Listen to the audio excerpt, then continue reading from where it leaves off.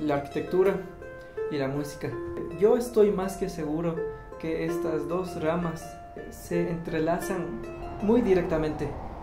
Por ejemplo, tú al diseñar un hecho arquitectónico te basas a la armonía en el espacio, que haya una armonía en el juego de curvas, de líneas.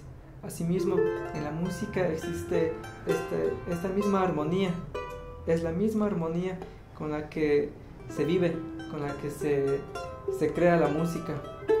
Si yo tuviese con qué comparar al charango, yo dijera con un caramelo, porque el caramelo, como a un niño, le endulza la vida, le hace feliz, le quita de las iras, le desestresa.